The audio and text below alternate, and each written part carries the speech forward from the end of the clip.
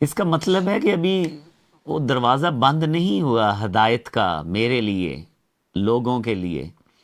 اگر اللہ نے یہ ایک اور رمضان میرے پلیٹ میں رکھ کے آگے دے دیا ہے، اتنے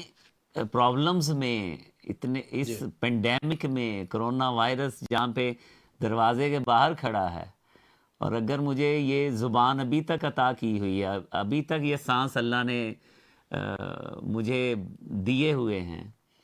ابھی تک یہ سمجھ جو ہے میرے پاس ہے، تو اس کا مطلب ہے دروازہ ابھی ہدایت کا بند نہیں ہوا۔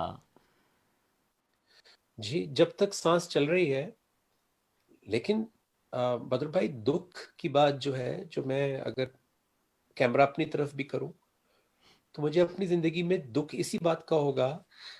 کہ جب جب ہم نے آخرت کو فیوچر سے نکالا ہے، ہم، جب جب ہم نے آخرت کو اپنی زندگی سے فوکس ہٹایا ہے، تب تک ہم نے، یعنی تب ہم نے برا فیصلہ کیا ہے، تب ہم نے ٹائم ویسٹ کیا ہے۔ ہم اپنے چھوٹے سے بچے کا جب فیوچر سوچتے ہیں تو ہم اس کی آخرت اس فیوچر کا حصہ سمجھتے ہی نہیں ہے۔ میں جب اپنی پلاننگ کرتا ہوں لائف کی تو میں اس میں آخرت کو انکلوڈ ہی نہیں کرتا، کیونکہ اگر میں اس کو انکلوڈ کر لوں کہ there is an end result, there is an accountability, آخرت ہے،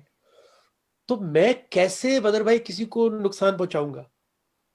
میں کیسے اپنے نفس پر ظلم کروں گا؟ میں کیسے،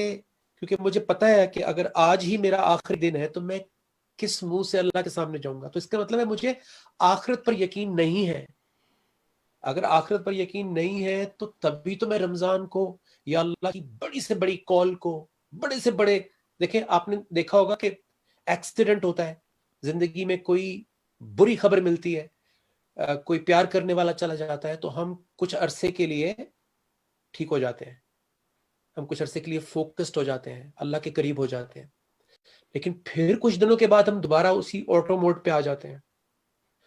تو یہ کیا ہے؟ یہ جو ہماری پروگرامنگ ہے، ہماری اس پروگرامنگ کو ہمیں